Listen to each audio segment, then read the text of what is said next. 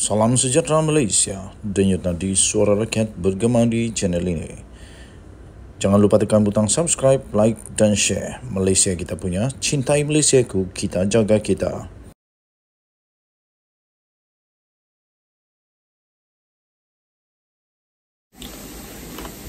Salam sejahtera Malaysia, denyut nadi suara rakyat bergema di channel ini. Selamat pagi tuan-tuan dan puan-puan yang dihormati sekalian. Keadaan agak sejuk sekarang di Sabah.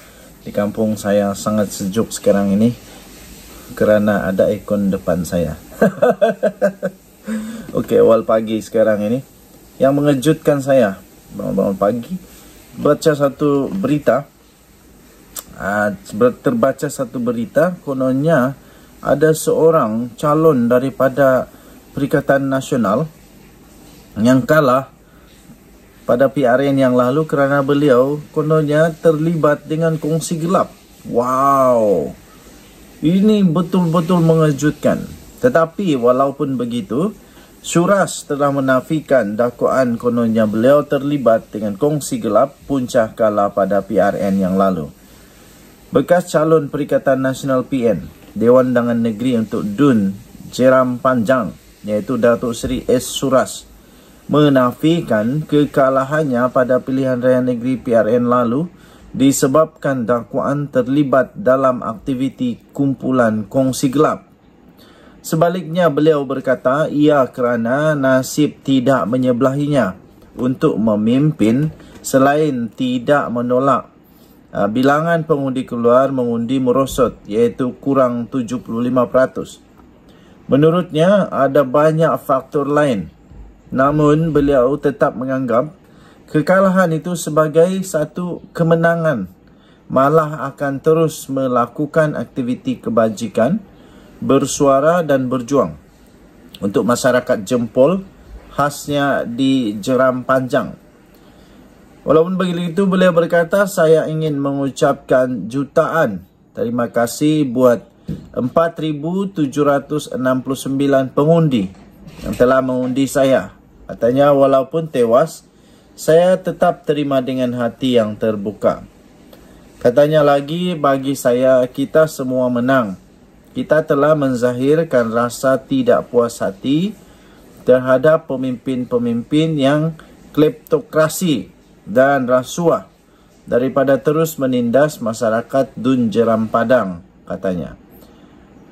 Pada sinar harian pada Jumaat yang lalu, dalam pada itu, ahli perniagaan itu turut memberikan jaminan akan terus menentang pihak yang tidak berlaku adil kepada rakyat. Katanya, saya mohon maaf segala kekurangan dan kesilapan saya sepanjang tempoh berkempen, termasuk juga kepada seluruh jentera pilihan raya PN DUN Jeram Padang, katanya. Pada PRN yang lalu, Suras kalah dengan majoriti hanya 693 undi daripada calon Barisan Nasional yang diwakili oleh Datuk Muhammad Zaidi Abdul Kadir. Okey, jadi beliau, iaitu Datuk Seri Suras ini, menafikan bahawa beliau terlibat dengan kongsi gelap, dan beliau menafikan itu tak betul, dan kekalahannya pada PRN yang lalu adalah kerana tak ada rezeki, bukan kerana beliau terlibat dengan aktiviti kongsi gelap. Tak ada. Jadi bekas calon Perikatan Nasional ini untuk Dewan Undangan Negeri DUN Jeram Padang, Datuk Seri S. Suras, menafikan kekalahannya pada pilihan raya PRN yang lalu disebabkan oleh dakwaan terlibat dalam aktiviti kumpulan kongsi gelap. Okey, jadi sudah diberikan penjelasan, penerangan. Jadi harap tak ada lagi berita-berita yang tak betul. Denyut nadi suara rakyat bergema di channel ini. Bye-bye. Salam sejahtera Malaysia, denyut nadi suara rakyat bergema di channel ini. Salah satu perbahasan paling rancak sekarang di internet ialah tentang satu memo bocor. Ada satu memo, dokumen dikatakan bocor. Memo bocor, kononnya memo itu daripada pihak tertentu yang mencadangkan menggugurkan pertuduhan kepada Najib. Wow, dan akhirnya AGC timbul, tampil dan buka suara.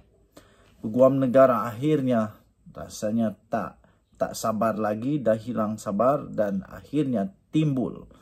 Di malaysiakini.com 17 Ogos 2023. AGC siasat, memo bocor, cadang gugur pertuduhan pada Najib Razak. Wow. Jabatan Peguam Negara AGC menyiasat dakwaan dokumen bocor berkaitan pertuduhan terhadap Najib Razak dan bekas Ketua Setiausaha Perbendaraan Muhammad Irwan Serigar Abdullah. Peguam Negara Idrus Harun bagaimanapun enggan mengulas berkaitan kandungan dokumen 12 halaman itu. Katanya, kami sedang siasat kebocoran dokumen itu, kata Idrus kepada The Star. Dokumen itu didakwa sebagai memo dalaman dari pasukan pendakwaan International Petroleum Investment Company IPIC kepada bekas Peguam Negara Tommy Thomas. Salinannya juga dikatakan telah dihantar kepada Ketua Pendakwaan AGC Manoj Kurup. Dokumen pada 2019 itu yang kemudiannya tular mencadangkan 6 pendakwaan terhadap kes rasuah Najib dan Irwan digugurkan atas alasan pihak pendakwaan merasakan kes prima facie yang kukuh tidak dapat dikemukakan kepada mereka berdua. Sementara itu, Thomas berkata, dia tidak ingat berkaitan dakwaan memo itu. Katanya pengunduran saya pada Februari 2020 tidak dijangka dan saya tinggalkan pejabat tanpa ambil satu fail pun katanya. Tambahnya justeru, saya tidak ingat semua ini. Kerana saya sekarang tiada akses kepada fail AGC katanya.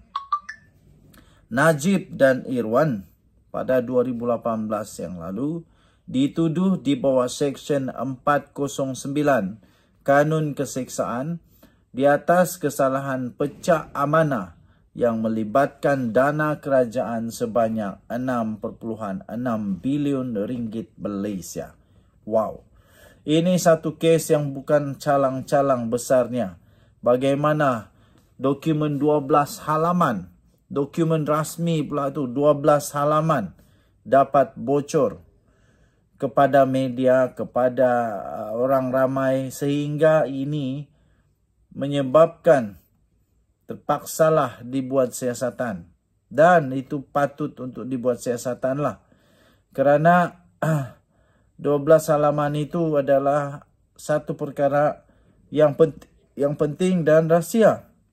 Tapi macam mana boleh terbocor?